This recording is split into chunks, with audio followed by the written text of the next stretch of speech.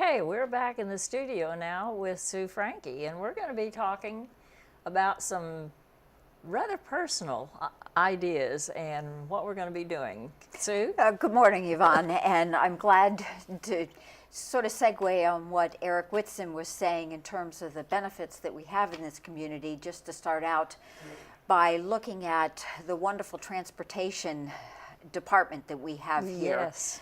I just found out recently that with the new Wegmans that is in, the transportation department has already set up a bus that goes on Wednesday Right. at regular intervals to Wegmans. I am jealous.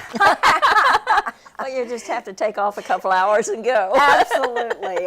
My daughter's been there. I've not been there, but we have so many wonderful opportunities here at Green Spring with transportation to be able to leave the driving to somebody else, the hassle of parking, just being able to sit back and relax and know that you'll get to where you need to go without having to worry about anything. Right. And so we do have a lot of opportunities. We also, with transportation, have sort of like a cab service here. Right. But I've never used that, but one of these days I'm going to. Yeah. and knowing that it's Green Spring staff that drive the vehicles. And I have heard people very satisfied with it. Good. I'm glad to hear that. But really what I'd like to talk a little bit about today is driving. Driving, okay. And it's a hot button, and I Yes, know it is. as you said, it's very personal. And I guess what I'd like to start out by looking at, and I know a lot of times when I come on, I'm talking about preventing falls. So let's look at some of the risk factors in terms of driving, safe driving in particular. And I think just as we'll all admit that as we get older, everything sort of slows down. I think one of the things that you start having more difficulty with is mobility. So the ability to turn your head, and as you drive, you really do need to be able to look over your shoulders and turn your body easily, or to be able to move your feet quickly to get from the accelerator to the brake and back again. So the ability to be able to react quickly. Isn't Viva doing a free driving assessment this summer? Is it free? I think so. I think that's what I saw. Excellent. Yeah. I don't always get the cubby. Oh, it's up on the screen now. Stuffers. Viva is offering free auto driving assessments now through to August. And thank you, Viva. And I would Yes. highly encourage everyone to call Viva and sign up for that free assessment, because it normally costs. Yes, it does.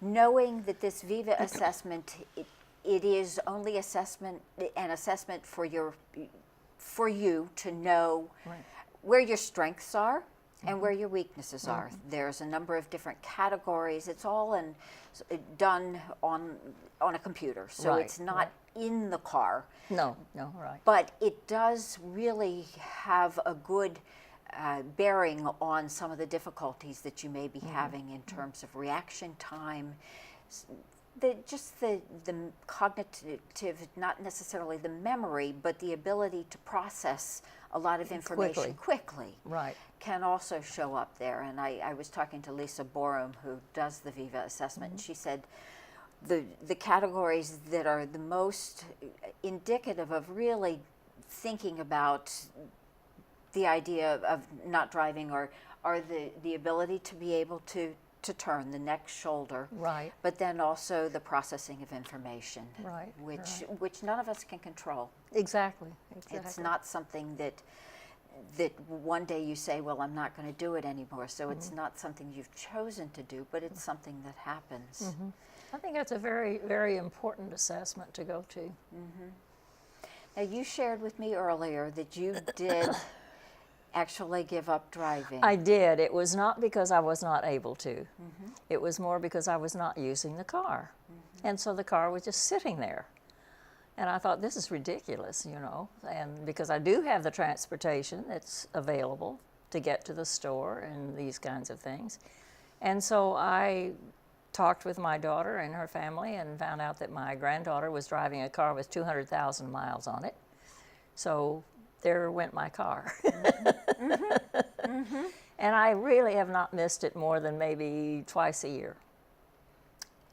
And so getting to appointments, does your family help? The in family that way? helps, or with the bus, or With the bus, one of these days I'll try the taxi. And as I was looking at different information, the information actually says that giving up the car in terms of different factors has some real benefits. It does, monetarily. Yes, yes. I mean, the cost of keeping up the car and the insurance, paying for a parking spot if you do that, and just then the worry when it snows or any type of weather like that, it just takes that worry up and off your plate. But the other interesting piece I found was it actually talked about making it so that you become more social. Yes. Because when you're in a car, usually you're isolated. It's you in the car, which gives you a sense of freedom. But yet, when you take some of the public transportation that we have available here, it gets you out with other residents. It gets you paired up with different people, and so it becomes a shared experience, which is really as beneficial to all of us as we age, as part of the sociability. Right. So I was very interested in reading that benefit of giving up driving was the actual social aspect of it, because I hadn't thought about that. Well, I think sometimes too, you depend more on people who have the transportation, and I have also found that sometimes it gives them a sense of worth to be able to help you. I remember reading years and years ago a little story about a woman who was having trouble getting acquainted with her neighbors. And finally a neighbor said, "Because you never let us do anything for you." And I think we do have to learn to allow people to do things for us. And sometimes that's a little hard for those of us who've been independent all our lives. It is. And so I would ask residents to just sort of take their own personal just journey into looking at their driving if they are continuing to drive. A couple of the things to assess for yourself is your vision. As we get older, vision becomes more difficult. So I've heard a lot of people say they don't drive at night anymore. And I think that that's a very powerful statement and probably really... Or not during rush hour. Or bad weather. I think that's... Or keeping to the back roads rather than actually getting out on the highways, which becomes a little bit more of a challenge. I would also encourage people to make sure that they know where they're going. They know their route. Yes, to know the route. Before starting. Right. So I think the vision is very important. Hearing is also very important. That's true. Making sure that you're wearing your hearing aids. Sometimes you can tell certain circumstances just from the hearing of it. So that's also very important. Medications, to look at your medications and make sure that there are none of them that say may impair driving. Right, and there are a lot of them that do. Yes. And then I think the other thing that's really important is to talk to your doctor.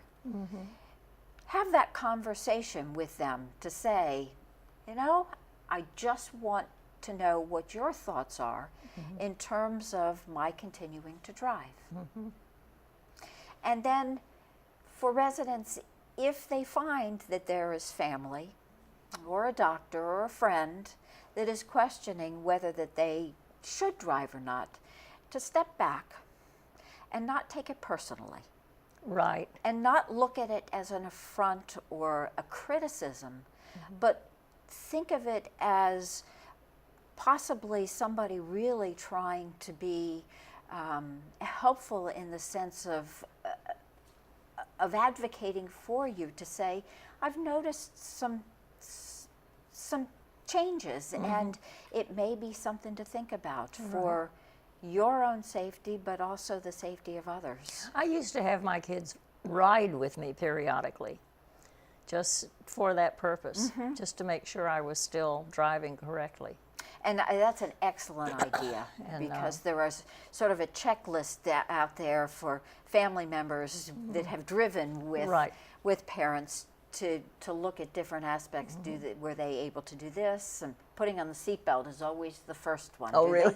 Do they put the seatbelt on right away? So I think there's a number of things that family could look at. And I think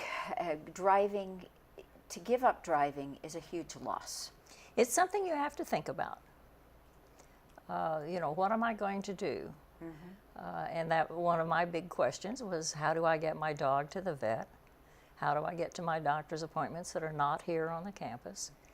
And I talked it over with my kids, and they said, we'll step in. Don't worry about it. And they have. And that's very powerful to hear that. Right. And I think from the age of 16, when we get that driver's license, it's that feeling of freedom. It's like we spend the Being in control. Yes, and we like to be in control. Yeah. Yes. Even though, as you say, you start using it less and less. And is it worth keeping that car for the minimal driving? So there's just And of course, the older you get, the higher the insurance costs. I was really shocked when it changed when I hit 80, because it really shot up in a hurry. And the statistics are out there that each year over 70, there's an increase in traffic accidents, and then injury over that. And just like the under 25 males, it's sort of the same thing. They look at all those statistics that are out there in that way. So I think it's just really something for you as residents to think about here in the community. Even though it is and can be a loss, it can also be something that's very liberating. It is liberating, yes, it is. And there are many, many ways to get around those little snags that you think of.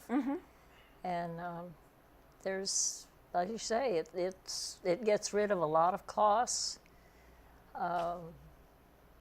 and a lot of responsibility. It does. It does. Yeah. Okay, thank you so much, Sue, thank for you. coming on. It was wonderful. My pleasure.